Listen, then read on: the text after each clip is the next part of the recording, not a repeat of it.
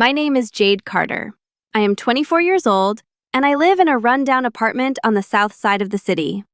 I never expected a single question to destroy my family, but that is exactly what happened on Christmas Eve. The dining room was warm and smelled like roasted turkey and pine. My parents were laughing, pouring wine, and acting like the perfect, loving family they always pretended to be. I sat quietly at the end of the table, just trying to get through the night without being criticized. Then my grandmother, Margaret, put down her fork. The room went quiet. She looked straight at me across the table with her sharp blue eyes. "Jade," she said, her voice clear and steady. "Are you still living in the house I bought you?" I froze. The room went dead silent. The only sound was the clock ticking on the wall. "What house?" I whispered, my heart pounding in my chest. I saw my mother drop her napkin. My father's face turned pale white. Their smiles vanished instantly. Pure panic replaced them. I didn't have a house. I lived in a crumbling apartment with a leaking ceiling and drafty windows. But Grandma didn't know that. She thought she had changed my life.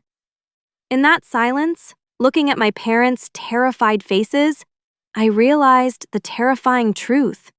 They had been lying to her for years. And tonight, everything was about to shatter. But before I tell you how everything flipped, like and subscribe. Drop a comment. Where are you watching from? My name is Jade Carter. I am 24 years old. Before that night at dinner, if you asked me about my life, I would have told you I was just unlucky.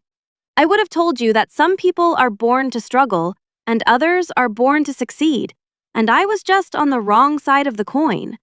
I didn't know I was a victim. I just thought I was a failure. After Grandma asked that question, "Are you still living in the house I bought you?" time seemed to stop. I looked at my mother. Her face was frozen in a fake smile, but her eyes were screaming at me to shut up. I looked at my father. He was gripping his wine glass so hard, his knuckles were white. "Jade," my mother said quickly, her voice high and nervous. "Mother, don't worry about Jade. She decided to rent it out. Remember? She wanted to be independent. She's living in a cute little apartment downtown."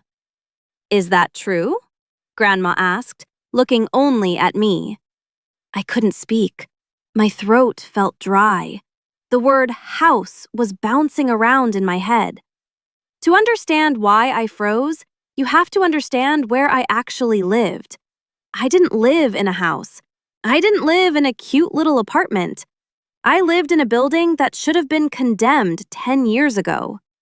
It was on the south side of the city, in a neighborhood where the streetlights didn't work and the police sirens never stopped. My apartment was Unit 4B. It was a single room with a kitchenette. The floorboards were rotted near the window. Whenever it rained, water would drip from the ceiling directly onto my mattress. I had to sleep with a plastic tarp over my blankets. In the winter, the heating broke constantly. I would sleep in my coat, wearing 3 pairs of socks, shivering until morning. I was 24 years old, and I felt like I was 80. I was always tired. I worked 2 jobs to pay for that awful room. By day, I was a receptionist at a dental clinic. The pay was minimum wage. By night, I stocked shelves at a grocery store until 2 a.m. My hands were always dry and cracked from opening cardboard boxes. My feet were always swollen. I ate instant noodles for dinner almost every night because fresh vegetables were too expensive. I thought this was normal. I thought this was what you had to do to survive. But the worst part wasn't the poverty. The worst part was how my parents treated me during it. I remembered a phone call from 6 months ago. My car had broken down, a rusted sedan from 2005. The transmission died. I needed $800 to fix it so I could get to work. I had $40 in my bank account. I had swallowed my pride and called my father. "Dad," I had said, crying in the mechanic's parking lot. "Please, I just need a loan. I'll pay you back. I can't get to work without the car." His voice had been cold. "Jade, we've talked about this. You need to learn responsibility. If we keep bailing you out, you'll never learn how to manage money. You need to budget better." "I am budgeting," I pleaded. "I work 16 hours a day." "Then work harder," he said. "Your mother and I are struggling too. You know, we have expenses. We can't just hand out cash because you're lazy." Lazy? He called me lazy while he was sitting in their 5-bedroom home with a heated pool. I ended up selling the car to a scrapyard for $200 and taking the bus. The bus added 2 hours to my commute. I slept 4 hours a night. I lost weight because I skipped lunch to save bus fare. Every time I saw my parents, they made me feel small. They criticized my clothes. "You look ragged, Jade," my mother would say, picking lint off my cheap sweater. "Why don't you buy something nice? You represent this family. You look like a beggar." "I can't afford it," I would say. "Excuses," she would sigh. "You just don't have any drive. Look at your cousins. They are doing so well." I believed them. That's the sad part. I truly believed I was the problem. I thought I was just bad at life. I thought my parents were tough on me because they wanted me to be better. But sitting at that Christmas table, staring at Grandma Margaret, a piece of the puzzle finally clicked into place. Grandma Margaret was a billionaire. She had built a tech empire in the 90s. She traveled the world and rarely visited. But she sent cards. She sent love. And, apparently, she sent houses. "Grandma," I whispered. My voice was shaky. My father kicked me under the table. It was a sharp, hard kick to my shin. "She's fine, Mother," Dad said loudly. "Jade is just overwhelmed. She's been working hard. A little too hard. Maybe she gets confused." "I'm not confused," I said. I looked at my father. For the first time in my life, I didn't see a strict parent. I saw a liar. I looked back at Grandma. She was waiting. She hadn't touched her wine. Her eyes were locked on mine, searching for the truth. "I don't have a house," I said. The words came out quiet, but in the silence of the room, they sounded like gunshots. "I live in an apartment on 4th Street, I continued, my voice gaining a tiny bit of strength. "The rent is $600 a month. The heater doesn't work. I take the bus because I had to sell my car." "Jade," my mother hissed. "Stop making up stories for attention. You're ruining Christmas." "I'm not lying," I said, tears stinging my eyes. "You told me you were broke. You told me you couldn't help me when my car died. You told me I was lazy." I looked at Grandma. "I never got a house, Grandma. I didn't know there was a house." The silence that followed was heavy. It felt like the air had been sucked out of the room. My parents looked terrified. They looked like cornered animals. Grandma Margaret didn't scream. She didn't yell. She did something much scarier. She slowly placed her napkin on the table. She stood up. She was 80 years old, small and frail, but in that moment, she looked like a giant. "Margaret," my father stammered, "let me explain. It's complicated. The taxes." "Quiet," Grandma said it. It wasn't a shout. It was a command. She looked at me. "Jade, get your coat." "Where are we going?" I asked. "You are going to show me where you live," she said. "Right now." My parents tried to stop us. They blocked the hallway, talking over each other, desperate and sweaty. "Mother, you can't go to that part of town at night," Dad said, wiping his forehead. "It's dangerous. Let's just sit down and have dessert. We can discuss finances in the morning." It's not safe, Margaret, Mom added, grabbing Grandma's arm. Jade lives in a transitional area. It's filthy. You'll catch something. Grandma pulled her arm away. She looked at my mother with pure disgust. If it's safe enough for my granddaughter to live there for years, it is safe enough for me to visit for 1 hour. Move. They moved. We got into Grandma's car. It was a sleek, black luxury sedan with a driver. I sat in the back seat next to her. My parents scrambled into their own car and followed us.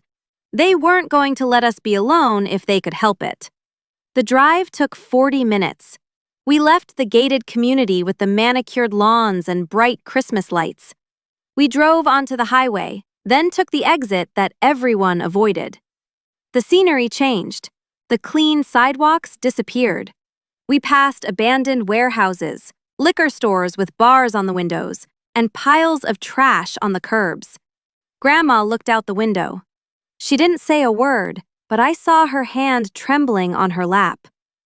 "Turn here," I told the driver. He pulled up to my building. It looked even worse at night. The front door was propped open with a brick because the lock was broken. There was graffiti on the brick walls. A group of men stood on the corner, watching the expensive car with suspicion. "This is it," I said softly. I felt ashamed. I didn't want her to see this. I wanted her to be proud of me, not pity me. Grandma nodded. "Lead the way." We walked inside. The hallway smelled of old cigarettes and damp carpet. The elevator was out of order, as usual. "We have to walk up," I said. "4th floor." My parents came rushing in behind us, out of breath. "Mother, please," my dad begged. "This is ridiculous. Look at this place. Jade, how could you bring her here?" "You put me here," I snapped back. It was the first time I had ever yelled at my father. He looked shocked. We climbed the stairs.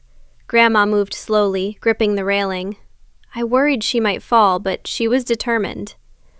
When we reached my door, Unit 4 billion, I fumbled with my keys. The lock was sticky. Finally, the door creaked open. I turned on the light. It flickered before buzzing on. The apartment was freezing. I had left the window cracked because of the smell of mold, and the winter air had filled the room. Grandma stepped inside. She saw the mattress on the floor in the corner. She saw the plastic bucket in the middle of the room, catching murky water dripping from the ceiling. She saw the hot plate I used to cook noodles. She saw the tape holding the glass together on the window pane. It was a cell. It wasn't a home. Grandma stood in the center of the room. She was wearing a cashmere coat and diamonds, standing on a floor with peeling linoleum. The contrast was heartbreaking. She walked over to my little shelf. She picked up a photo of me and my parents from my high school graduation. It was one of the only things I had kept. "I sent the money 3 years ago," Grandma whispered. Her voice broke. She turned to face my parents, who were standing in the doorway, looking down at their shoes. "I sent you $400,000, Grandma said. I told you to buy Jade a starter home. I told you to set up a trust for her expenses so she could focus on college or art. I specifically said, make sure she is safe." She pointed her cane at the bucket of dirty water. "Is this safe?" she asked. My father tried to speak. We were managing the money for her. We invested it. We wanted it to grow. We didn't want to spoil her." "Spoil her?" Grandma walked over to the fridge, a tiny mini fridge. She opened it. It was empty except for a carton of milk and a half-eaten sandwich. "She is starving," Grandma said. Tears were streaming down her face now. "My granddaughter is living in squalor. She is freezing. She is hungry." She walked up to my father. She was short, but she looked down on him. "I gave you everything," she said. "I bought you your house. I paid for your cars. I funded your vacations. And you couldn't spare a penny for your own child. We taught her character, my father said. My mother shouted, suddenly defensive. Look at her! She knows the value of $1 now. Grandma slapped my mother. It wasn't a hard slap, but the sound echoed in the small room. My mother gasped, holding her cheek. You didn't teach her character, Grandma hissed. You taught her that she is worthless. You watched her suffer, and you did nothing. You built your comfort on her suffering. Grandma turned to me. She wiped her eyes. Her face softened completely. Pack a bag, Jade, she said gently. You are never sleeping here again. But my lease, I started. Forget the lease, she said. You're coming with me. I packed my backpack. It only took 2 minutes. I didn't have much to take. As we walked out, leaving my parents standing in the cold, moldy room, I felt a strange sensation in my chest. For years, I had felt heavy. I carried the weight of being a disappointment. But as I walked down those stairs, with Grandma holding my arm, the weight was gone. I wasn't the disappointment. They were. I slept at Grandma's hotel that night. It was the best sleep of my life. The sheets were soft, the room was warm, and for the first time in years, I wasn't worried about the ceiling falling on me. But the next morning, the atmosphere changed. Grandma wasn't crying anymore. She was in business mode. She was wearing a sharp gray suit. She looked like the CEO she used to be. Eat your breakfast, Jade, she said, pointing to a plate of eggs and fruit. We have an appointment at 9 a.m. With who? I asked. My attorney, Jonathan Hale. I knew that name. Jonathan Hale was one of the most expensive, aggressive estate lawyers in the state. He didn't handle parking tickets. He handled wars. We arrived at his office in a glass skyscraper downtown. The receptionist ushered us right in. Jonathan Hale was a tall man with silver hair and glasses. He shook my hand firmly. I am so sorry for what you have been through, Miss Carter, he said. He sounded sincere. Your grandmother has filled me in. We sat at a long mahogany table. A few minutes later, the door opened. My parents walked in.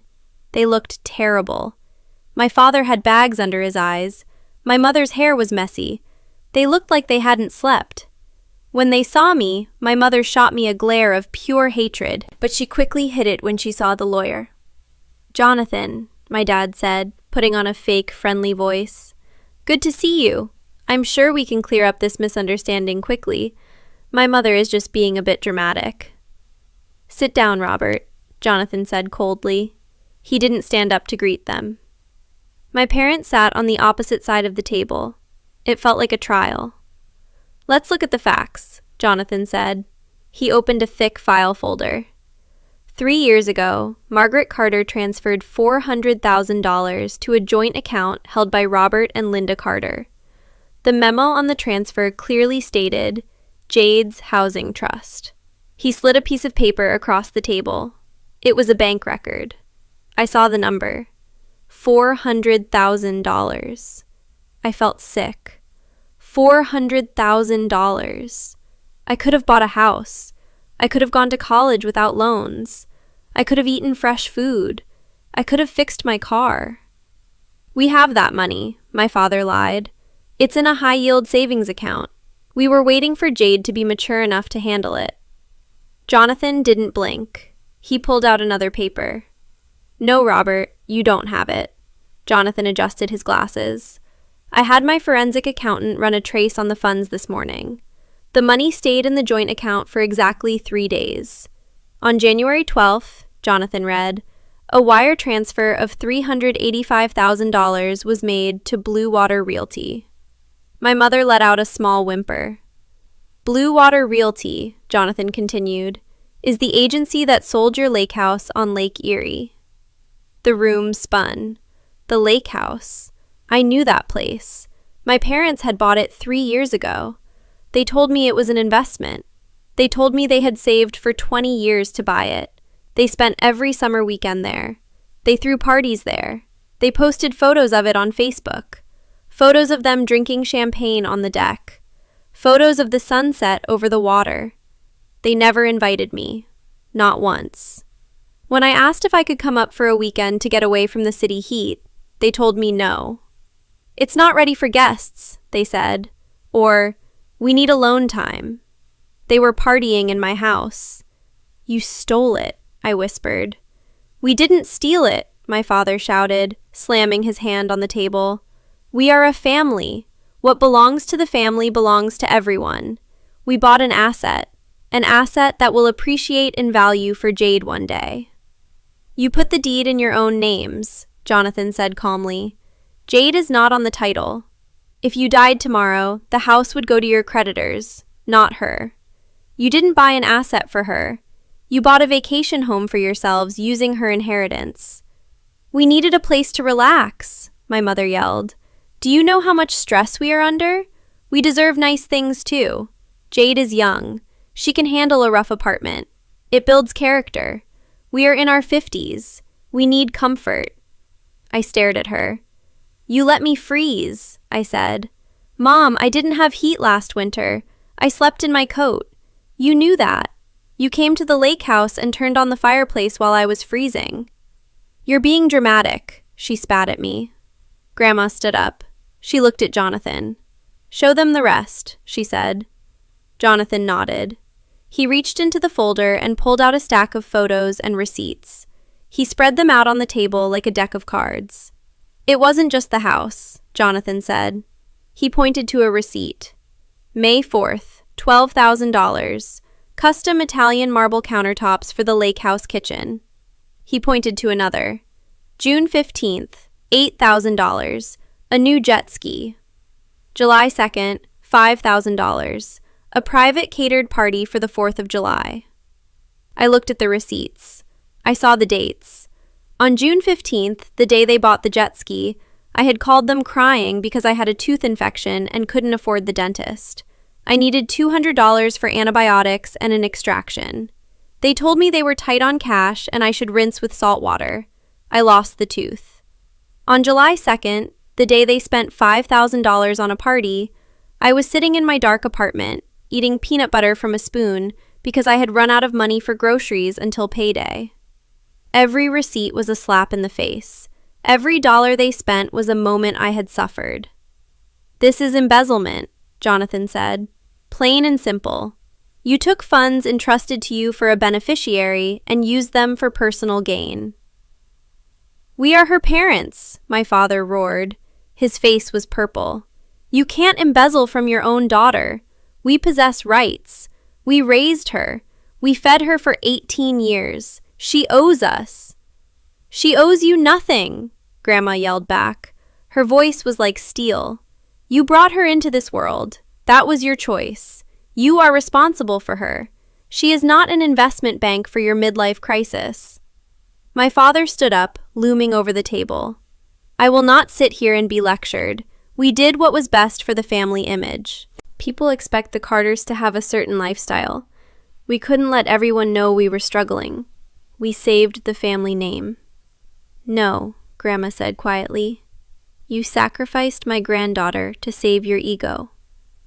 She looked at the receipts on the table. "Look at this, Robert. Look at the greed. A boat, a wine cellar, heated floors." She looked at me. "Jade, show them your hands." I hesitated. "Show them," she insisted. I put my hands on the table. They were rough. My knuckles were swollen and red from moving heavy boxes in the cold. My nails were broken. I had a scar on my thumb from a box cutter. They were the hands of a laborer. "Look at her hands," Grandma said. "Now look at yours, Linda." My mother instinctively hid her hands. Her hands were perfectly manicured. Her nails were painted a soft pink. She wore 3 gold rings. "You have soft hands because she has rough ones," Grandma said. "You stole her youth. You stole her safety. And you are going to pay for it." "You can't do anything," my father sneered. "The money is spent. It's gone. What are you going to do? Sue us? It will take years. We'll drag it out. We'll tell everyone Jade is a drug addict who blew the money herself. Who will they believe? 2 respected members of the community. or a girl who works at a grocery store. He was smiling, a cruel, arrogant smile. He thought he had won. He thought he was untouchable because he was my father. I felt a cold shiver go down my spine. He was willing to destroy my reputation just to keep his boat. Jonathan Hale cleared his throat. He didn't look worried. He looked bored. "Actually, Robert," Jonathan said, "we don't need to sue you for the money." He opened a drawer and pulled out a new document. It was bound in blue paper. "Margaret signed a new estate plan this morning at 8:30 a.m. My parents' faces dropped.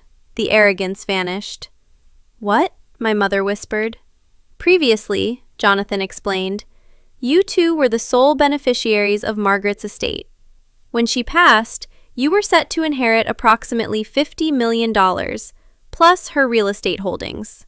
My father licked his lips. "Yes, that is the arrangement." "Not anymore," Jonathan said. He slid the document across the table. "As of this morning, Jade Carter is the primary beneficiary. She inherits the estate. She inherits the holdings. She inherits the trust. And you," Jonathan looked at my parents over the rim of his glasses, "you get nothing." "You can't do that," my father screamed. "I am your son." "And she is my granddaughter," Grandma said. "You broke the trust. You are out." "However," Jonathan said, raising a finger, "Margaret is generous. She is willing to offer you a deal to avoid jail time for fraud." "Jail?" my mother squeaked. "Yes, fraud, theft, elder abuse. We have a strong case," Jonathan said. "But we will drop the criminal charges if you do one thing." He slid one final paper across the table. It was a property transfer deed. "You will sign over the lake house to Jade today, right now." My father looked at the paper. Then he looked at me. His eyes were full of hate. "You want my house?" he spat at me. "It's not your house," I said. My voice was steady. I stood up. I wasn't afraid of him anymore. I saw him for what he was, a thief. "It was bought with my money," I said. "It's my house. Sign it." The room was silent. My father picked up the pen. His hand was shaking. He looked at Grandma, hoping for mercy. She stared back, stone cold. He signed. He threw the pen across the room and stormed out. My mother followed him, sobbing. I looked at the paper. The lake house was mine. But I didn't feel happy. I felt exhausted. I realized that my family was dead to me. They had chosen money over me every single time. Grandma reached out and took my hand. Her skin was warm. "It's over, Jade," she said softly. "Let them run. We have work to do." I squeezed her hand back. "Thank you," I whispered. "Don't thank me yet," she said. "Now you have to learn how to own your life, and that is the hardest part." The door slammed shut behind my parents.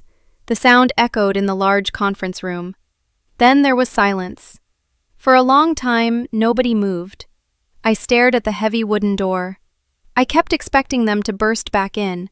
I expected my father to start yelling again, or my mother to start crying and begging. But they didn't. They were gone. I looked down at the paper on the table. The ink on my father's signature was still wet. The lake house. It was legally mine now. But I didn't feel like a winner. I felt like I had just survived a car crash. My hands were shaking uncontrollably. I sat down in the leather chair because my legs felt too weak to hold me up. "Breathe, Jade," Grandma said. She reached across the table and placed her hand over mine. Her hand was warm and dry.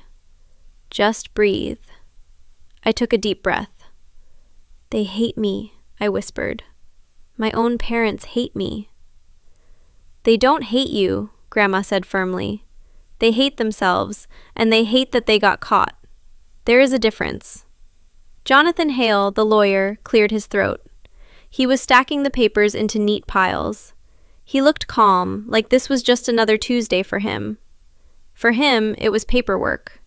For me, it was the end of my life as I knew it. "Miss Carter," Jonathan said, looking at me, "I know this is emotional, but we need to discuss the logistics. The transfer of the property is effective immediately. However, we have a timeline."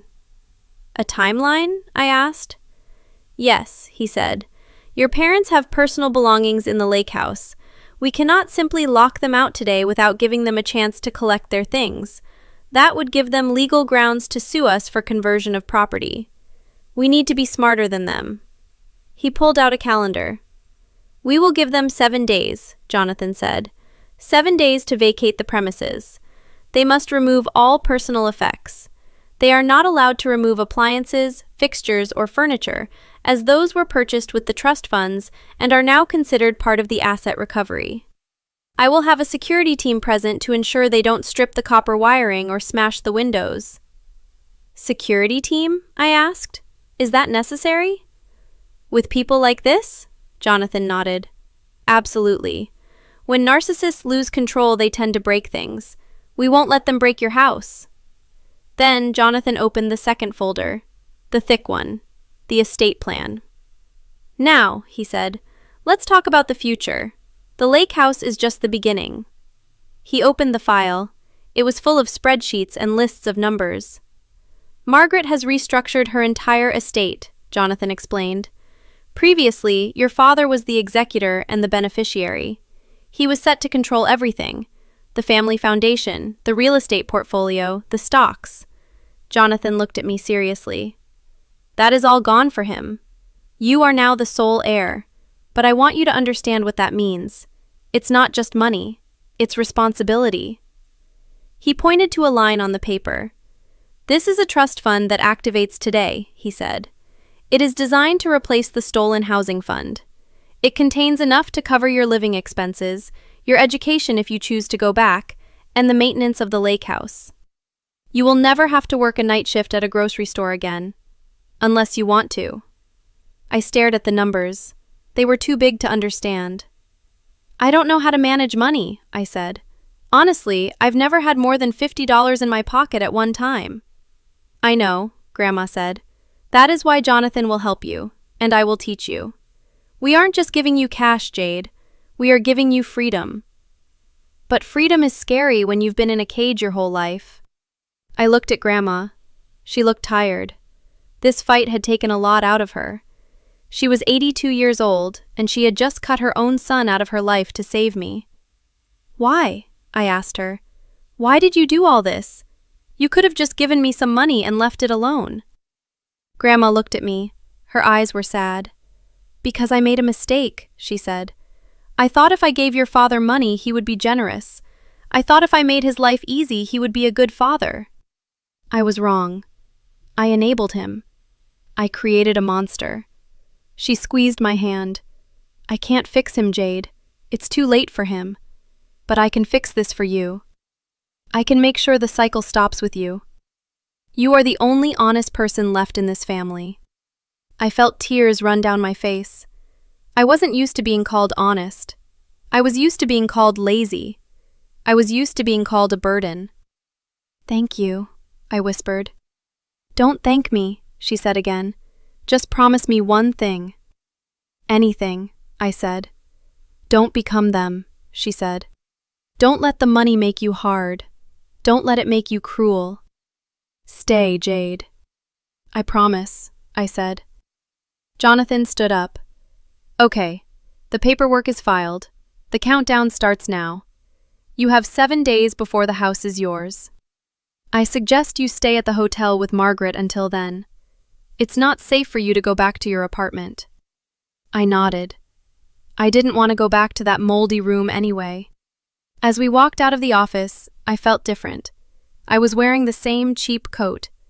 I had the same scuffed boots, but I felt taller. I wasn't just Jade the receptionist anymore. I wasn't Jade the failure. I was Jade Carter. And for the first time in my life, I had someone on my side. We thought the legal documents would stop them. We thought the threat of jail would keep them quiet. We were wrong. The 7 days while we waited for them to move out of the lake house were a nightmare. My parents didn't attack us with lawyers. They attacked us with noise. They attacked us with lies. It started the next morning. I woke up in the hotel room and checked my phone. I had 43 missed calls. 30 texts. They were all from my mother.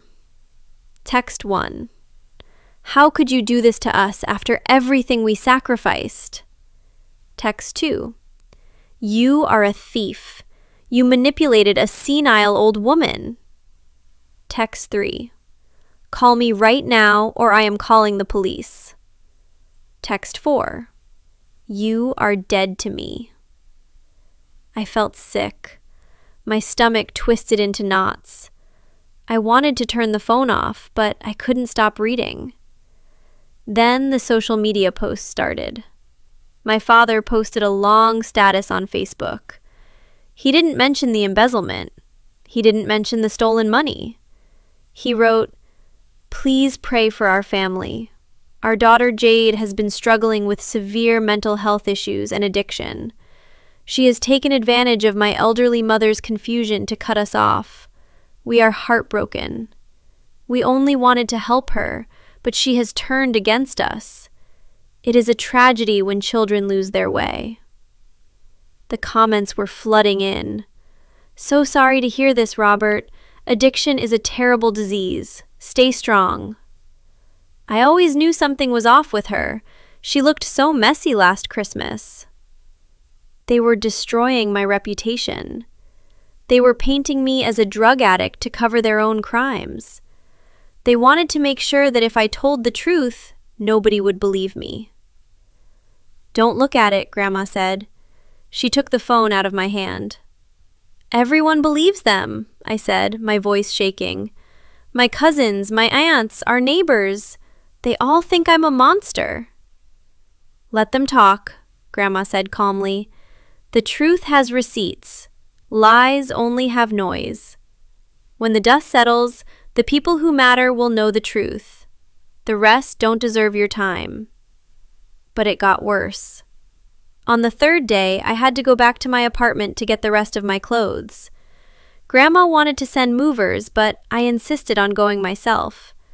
I wanted to say goodbye to that awful room. I wanted to close that door one last time. I took a taxi.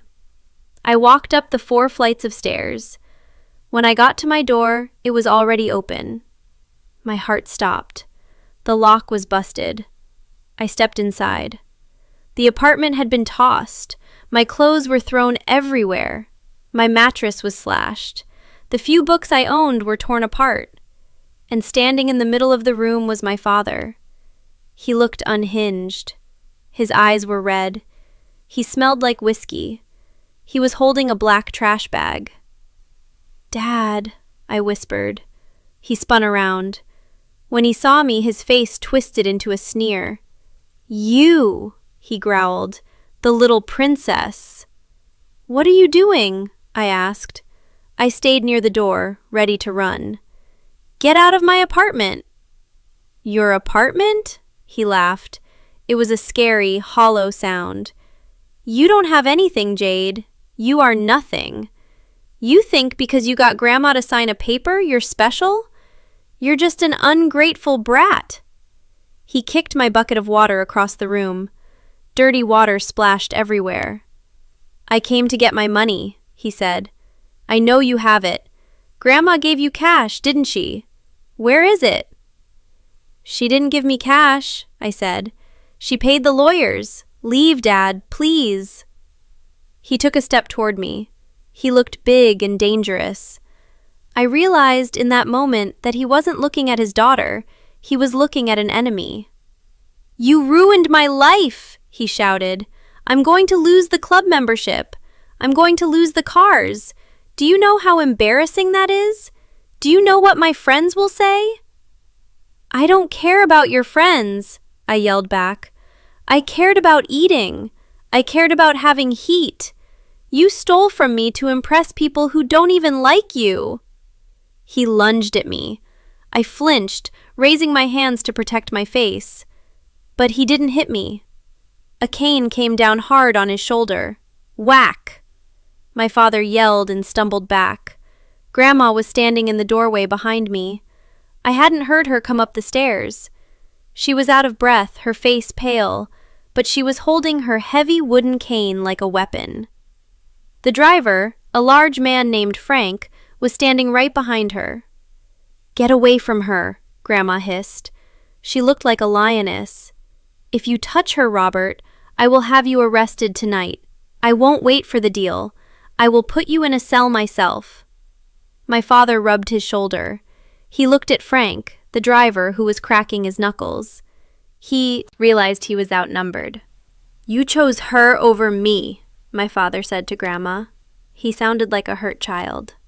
"I'm your son. You ceased to be my son when you let your daughter starve," Grandma said. "Get out. Now." My father glared at me one last time.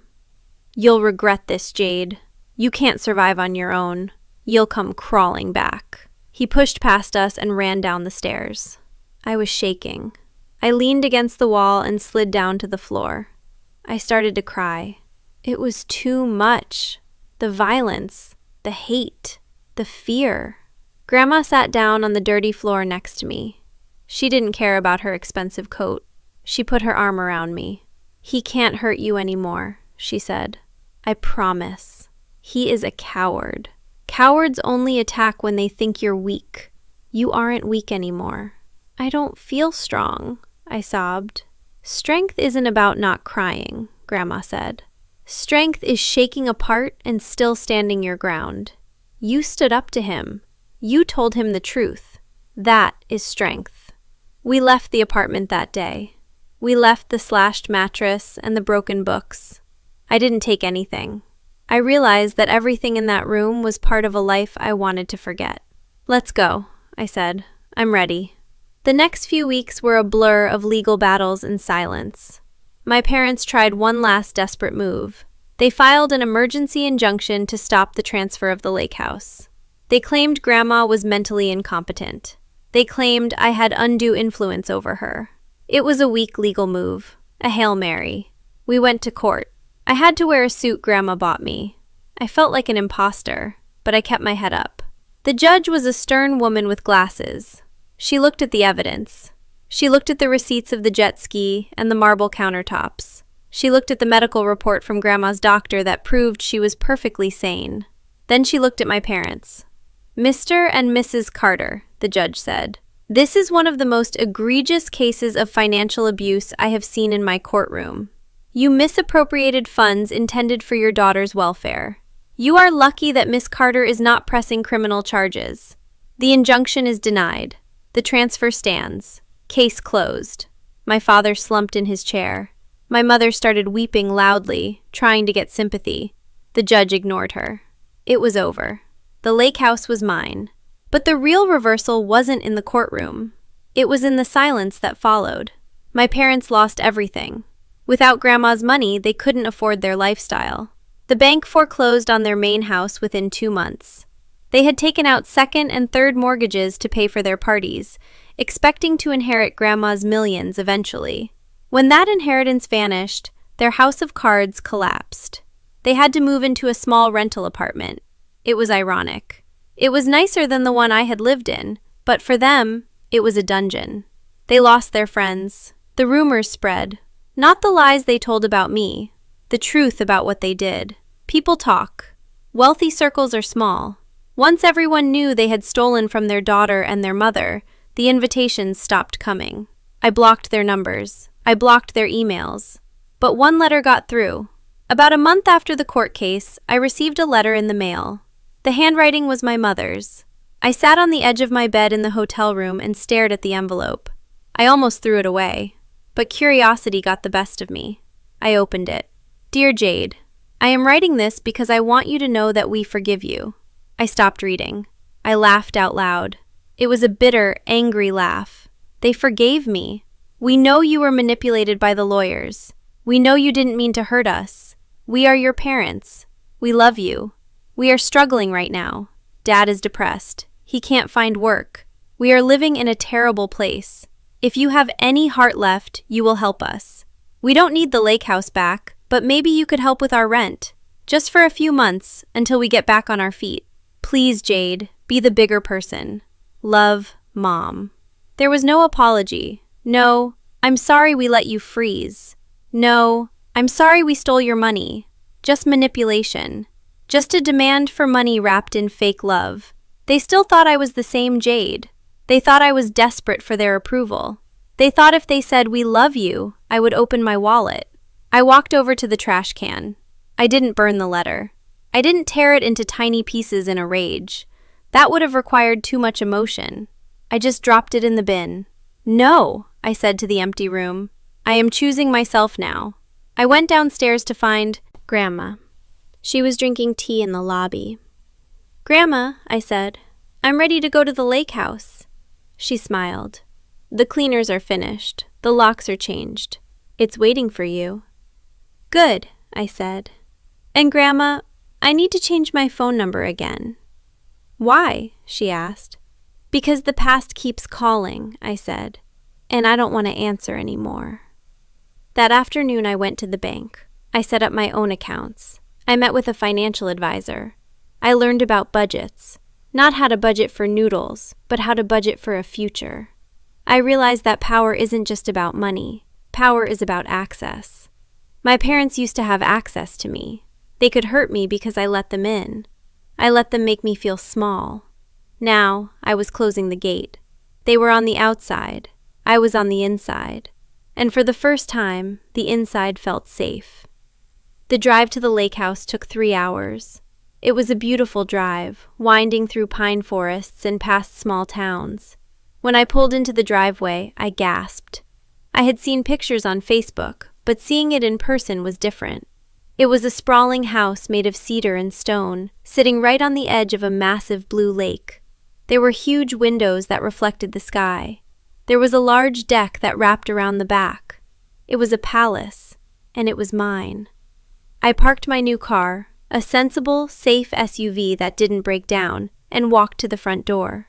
I put the key in the lock.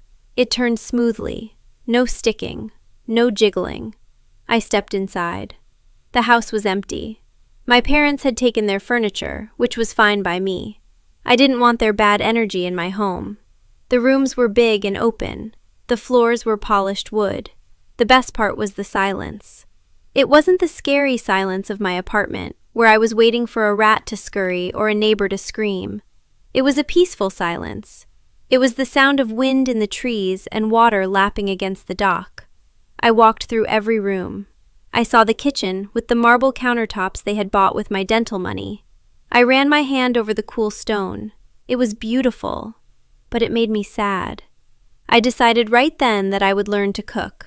I would fill this kitchen with the smell of real food, not instant noodles. I would invite Grandma over for Sunday dinners. I walked into the master bedroom. It had a fireplace. I turned it on with a switch. Instant heat. I sat on the floor in front of the fire and just cried. I cried for the girl who slept in her coat. I cried for the girl who thought she was worthless. I let it all out. Then I wiped my face and stood up. I had work to do. Over the next few months, I made the house mine. I painted the walls. My parents had painted everything beige and gray, cold, modern colors. I painted the living room a warm sage green. I painted the kitchen a soft yellow. I wanted color. I wanted life. I turned the spare bedroom into a studio. I had always loved to draw, but I never had the time or money for supplies. Now, I bought easels, paints, and canvases. I set up a desk by the window overlooking the lake. The light in that room was incredible. Every morning, I would wake up, make coffee, and sit in my studio. I painted the lake. I painted the trees. I painted Grandma. I didn't work a second job. I didn't stress about bills. The trust fund paid the utilities and taxes. I lived simply but comfortably. Grandma visited every weekend. One afternoon in late autumn, we were sitting on the deck. We were wrapped in blankets, drinking hot cider. The leaves on the trees were bright orange and red. The air was crisp. "You look different," Grandma said. She was watching me. "I got a haircut," I said, touching my shoulder-length bob. "No," she said. "It's not the hair. You look settled." I looked out at the water. I feel settled. I used to feel like I was running on a treadmill that was going too fast. I was always about to fall off. Now the treadmill has stopped. "Have you heard from them?" she asked. We didn't say their names. No, I said. I heard from a cousin that Dad is working at a car dealership in the next town over. Mom is working as a receptionist. I took a sip of cider. It's funny. She's doing the exact job she used to make fun of me for doing. Karma has a sense of humor, Grandma said dryly. Do you miss them? I asked. Grandma looked down at her cup.